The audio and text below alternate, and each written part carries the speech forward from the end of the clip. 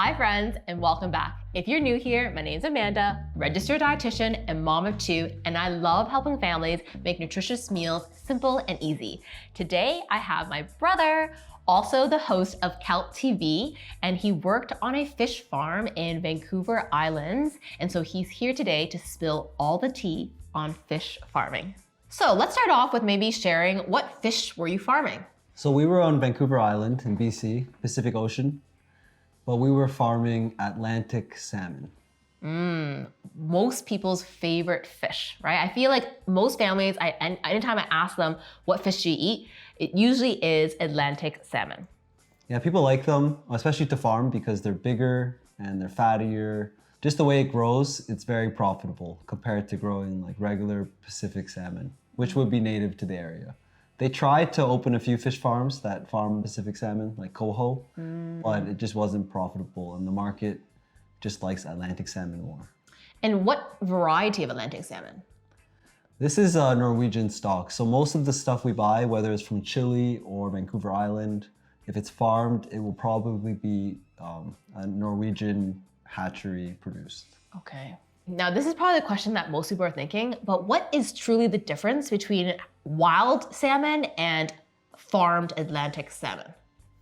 So in BC, or all along the West Coast, there's lots of salmon, but they are Pacific wild salmon. So salmon like sockeye, you probably heard of, is the most common type of fish you can buy. Really popular to fish in Alaska, and it's quite abundant. So you'll see that's the most commercially available ones, especially all across the country or around the world. But in BC, they also have coho, chinook, and king salmon in the spring. So these are like the commonly fished ones that are wild. But the ones we eat that are farmed are primarily Atlantic salmon. So they're brought over from Norway or Scotland genetics, and they are brought over and farmed in BC waters, but they are not from there at all. Now, in the fish farm, is everything just like netted? Like, is it metal netting to kind of like, control where the fish can go? Yeah, so my fish farm had 12 big pens. Okay. And then all connected by walkways, but these are net pens, so like an actual net, and it goes at least 20 meters deep, so it's quite deep. Okay. And they have like a net pen that keeps the fish in. It's actually big enough holes that regular small fish can actually go through. So depending on the season, the Atlantic salmon might actually be snacking on herring, or like kind of like part of the environment in a way. Like shrimp could pass through if they wanted, but the salmon are we put them in when they're big enough to not fit through the holes, obviously. Okay. And then they also have an extra strong pen all around the whole farm area, and that's for mostly seals. Like something like a seal could easily break into a the regular net and eat a buffet of an all-you-can-eat sushi buffet. Salmon sashimi. Exactly. So these actually are electric fences, and I think the main thing is seals, because seals are smart and they're strong, but also big fish. You wouldn't want them to come in, so they're electrified fences. And they're really strong nets. So that's along the perimeter of the whole compound. Are salmon genetically modified? These are definitely optimized. I don't know the official term, but the scientists are busy in Norway making these fish. Okay, makes sense. They're not born naturally, let's say. They are born in some sort of hatchery system. Okay. Similarly to the wild hatchery systems, like they just breed and are very careful with the genetics. But these are carefully selected for profits in terms of size and growth. Not too different than a chicken, though, I'm sure. Okay. And do they also kind of choose the salmon like for like higher fat content too? The fat would definitely be the feed. They also optimize the feed very well. So there's one aspect that's genetics. Yes. And then the other one would be diet. And the diet is really important. Okay, let's talk a little bit more about the diet. Like, what do farmed salmon eat compared to what a wild salmon would eat? So they have little pellets, and they are like optimized in terms of protein and fat mixes. I don't know if they're optimized for our health. I'm sure it could be better, but it is most of the cost of this business as well. So they do, it is the most, and one of the most important things when I went to college to learn about aquaculture, they talked about feed and this engineering a lot because you need to make it cost effective, but you also need to make the size perfect for that age or the stage of growth because, you know, there's a lot of food waste and that becomes pollution. So, I mean, they would use a sprinkler system basically to feed the fish and it would float down, I guess, the 20-meter depth. But still, I think the conversion rate is nowhere close to 100%. Like, much of the food falls through and it becomes, I guess, food for the rest of the ocean. Interestingly enough, like the shrimp that they catch around the net pen is probably double the size. Like the so spot they're really prawns. snacking on those. So they get a lot of nutrients, and I'm sure, you know, that the surrounding environment is affected by this in some way, good or bad. When you say that they like really optimize it, because you know, like wild fish, they're eating like other creatures. So how do they optimize the feed, and what are they like? What's the composition like? Okay, at different stages of their life cycle, they have different needs for macronutrients. Similar to a baby. Yeah, similar to a baby. You can imagine these are migrating fish, so they start in freshwater, and they have a very different diet when they move into the ocean. So in the ocean, they're mostly eating like actual fish, like fatty fish, like, you know, herring or small fish like that. So they need to simulate this diet with the pellets. So they have to have a really high fat content. And I mean, they actually do use fish and seafood, which is actually very controversial because they actually catch wild small fish and feed these farm fish, which is one of the, you can think of it as good for us because, you know, they are eating more of their natural diet, but it's very, very bad if you consider the fact that many other communities around the world depend on these wild fish stocks. And and like fish are actually very good converters in terms of efficiency compared to like cattle, let's say, in terms of converting food calories into meat calories. But they do require this, you know, abundance of small fishes. So like their diet is fish. They're primarily carnivores in the marine life, and that is what we need to simulate. So I think in the future they talk a lot about insects or like other opportunities so they don't deplete wild fish stocks that the whole ecosystem depends on. It's kind of like in humans, right? We have like whey protein, we have, you know, different plant-based protein, and then there was cricket protein, if anybody remembers that. That was very, very popular for a while. So I guess they're kind of also leaning towards, you know, maybe using like insects as feeds. Very, very interesting. But do you think that would harm the fish at all? Like introducing a new protein that they're not actually used to? So there's a lot of testing. Like even the attractiveness of the feed is really important. So I'm sure the ingredients factor in there. So they spend a lot of money since feed is the primary cost. You know, once the fish are in the water, like other than the building and stuff, I'm sure the feed is the biggest cost. It's an everyday thing, and like it's a lot. So they really need to talk about the efficiency or even the attractiveness of the food for the fish. It's a huge factor. So they need to think about the macronutrients and then the efficiency of how the fish are going to be eating this once it's dropped in the water. And these are both for cost reasons and environmental reasons. I thought it was really interesting when you were also explaining like when the feed is not all eaten. Like let's just say you throw in like X kilos of food, but only maybe 30-40% is eaten and everything is dropped on the ocean floor. What's the environmental impact of all that unused feed? So one of the biggest problems in marine pollution is eutrophication, like excess nutrients. And in some contexts, we would hear about it in farming, like fertilizer, you know, in the watershed, going downstream into the ocean. Right? This causes a lot of blooms. Like these excess nutrients are just out of balance. So like excessive algae. Which we're seeing a lot. Yeah, excessive plankton. That's why we do the plankton tests, because we want to see the effects of the, you know, the fish, the pollution from the farm, and see how it affects the outside ocean. So it's a so this would be also agriculture leading to this as well then. Yeah, I'm sure. Yeah, right? every food production system pretty much has runoff, whether it's fertilizer or, you know, excrements from any animal, right? Now, a common question actually here, and I guess maybe it's like I don't know if it's a myth, or assumption, is the fact that these fish are in such tight quarters. Are there any diseases that they're affected by? And if so, how are they treated?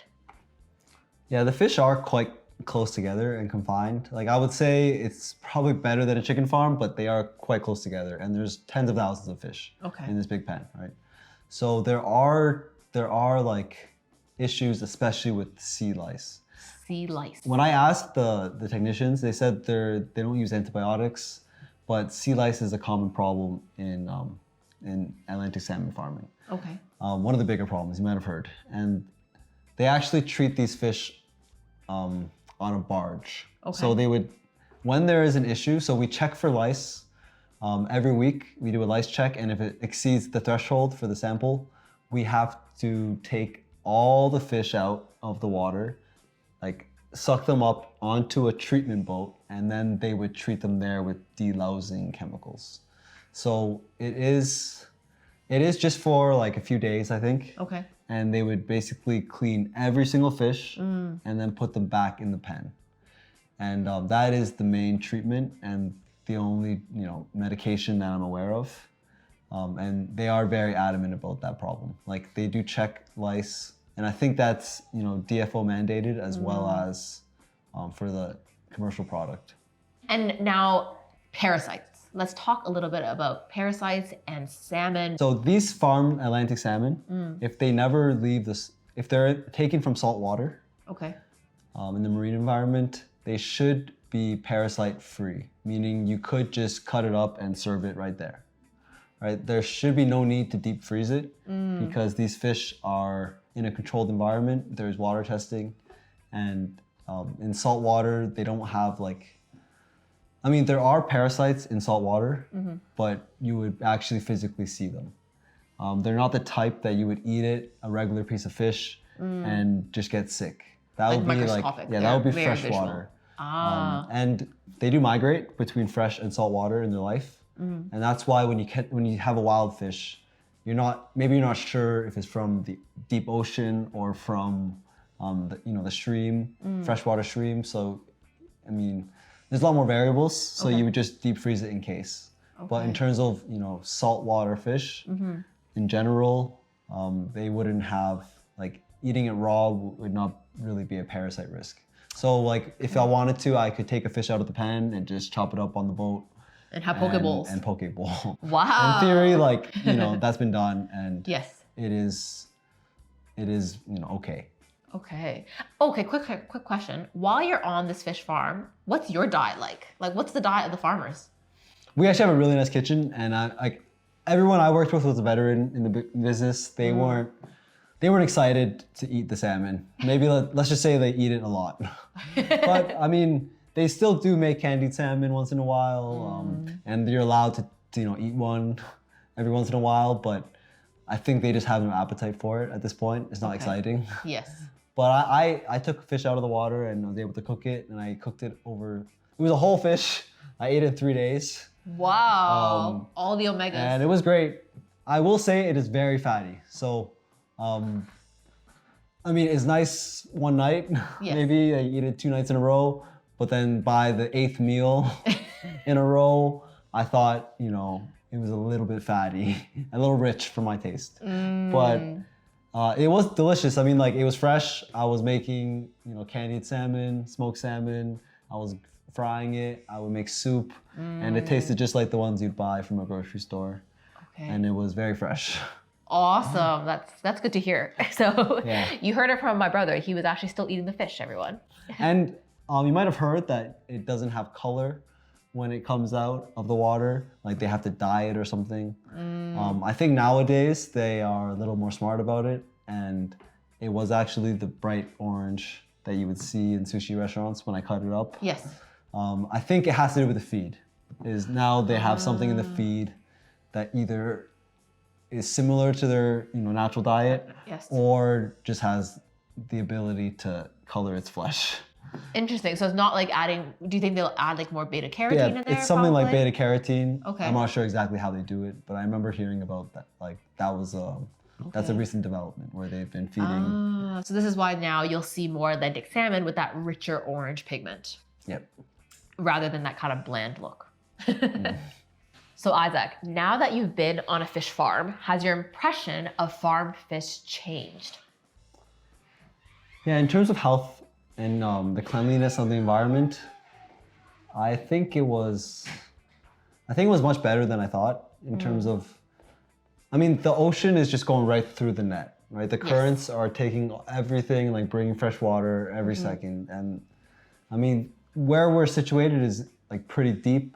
Like we're on a floating camp, like in the wilderness, basically. Okay. So it's very clean water, like the cleanest ocean I've ever seen. So in that respect, like it was, you know, much more hygienic than I would have imagined for the fish. And when I looked at the fish, they looked like they were swimming well and they had space. So I mean, I was expecting the worst, really. The only thing is with these open net systems is that, you know, I think the problem is more for the environment in the ocean and the ecology around the different types of fish that also share the space in the surrounding area. That would be my main concern. But for me, like I thought it was quite impressive how they were able to monitor and keep track of the water quality and just the cleanliness of the ocean water. I mean, like locally, it just takes a lot to pollute such a large body of water. So in that respects, they keep it quite clean. The number one issue with Atlantic salmon farming is that it's a non-native species. So these fish were never meant to be there, these Atlantic salmon. And at least in the past, biosecurity events would happen often. And they've gotten a lot better at escaped fish. That's what we call a biosecurity event. Is when, you know, like a fish with a certain disease that's foreign, or Atlantic salmon is bigger, right? So if they enter the ecosystem and they somehow start competing with the same resources, it might affect things. I mean, there's been documented cases of interbreeding, so the Atlantic salmon like actually reaching a spawning ground and then making hybrids. And remember, these genetics are also not even natural Atlantic salmon. These are optimized, like domesticated animals. So similarly to, you know, I'm sure you've heard of stories of wild pigs that are like partly domesticated from Europe. So they have crazy genetics for growth. Yes. And they just outcompete everything else. I'm sure that can happen with fish. Things like sea lice is like, you know, there's different types of new invasive diseases maybe. So as humans, we don't understand the full picture of the ecosystem, and we can taking these risks is, you know, inherently, you know, it's part of messing with nature, right? Yes, no, totally, for sure. So if you could put yourself into, say, you know, my shoes as a mom of two, you know, trying to feed my girls like some omega-3s, knowing that's good for your brain health, your immune health, your just whole health in general. But I also want to make sure that I'm stewarding the environment well, right? As a human being living on this world. So what would you say to me? Like, would you recommend me eating fish like one time a week, farm fish, wild fish, doesn't really matter? Should I look specifically for wild if, you know, cost permits, like my finances and everything? Like, what would be the takeaway for me as a mom of two? I think that it can be a part of your diet. Like, I mean, even with wild fish, just making sure that, you know, you're eating things in a reasonable amount. Maybe not go to an all-you-can-eat sashimi all the time. I will say, like, Atlantic salmon that's been farmed is not some sort of superfood. Like, it's not like you can eat it all the time and it's great for you. I still think like the omega-3 ratios, like it's much better to eat wild, or even like if you're worried about mercury and things like that, these are bigger fish. Yes. And toxins, more expensive. and toxins are stored in the fat. Yeah. So when you're thinking of these things, obviously depending on your budget, like wild fish will be more expensive. Yes. But there's also way cheaper options than Atlantic farm salmon too. Like the reason they're farmed is because they are very valuable and highly valued in the market. So they will be expensive. But you know, mixing your diet with like smaller fish, I think, is very recommended. Such as like sardines, herring, mackerel. Yeah, and I mean, the environmental impacts as well and sustainability. Like, there's a reason why farm salmon is recommended by like Oceanwise. It is, in a way, a sustainable resource, but we did talk about some of the issues, and there is really no. There's really, I mean, we can mitigate some of these environmental impacts, but it does cost resources from the environment, right? Yes. So it's not a perfect food. I think like you can talk about, comparing it to, domestic, like factory farm chicken or factory farm beef. Yes. And I think I can make the argument that it is more ethical and healthy and sustainable. But I mean, there's a lot of variables. And I would give a recommendation that it is a decent option for families. But like all meat products, like, I would eat it in moderation, and it definitely is tasty. Like I love sushi, but I definitely wouldn't be eating this every day. And it's definitely different than a wild fish in terms of the composition of fats. It's like specifically bred for the high fat content. Yeah, it's just a really popular fatty fish that people like. Right? So I would consider it a treat more than anything. But I wouldn't make it a substantial part of my diet. I love this, and I really hope you enjoyed this conversation today. But just as a takeaway, I think this really kind of, again, brings to light when it comes to our diet. Number one, we want variety. Variety from protein options, meat, fish, poultry. We want a variety of different vegetables. And most importantly, we want to make sure it's plant forward because I think at the end of the day, that's how we're going to keep this world that we live in more sustainable for future generations. But I hope you enjoyed this content as much as I did, because I know I learned a ton right now. But thank you so much for joining, and until next time, relish every bite.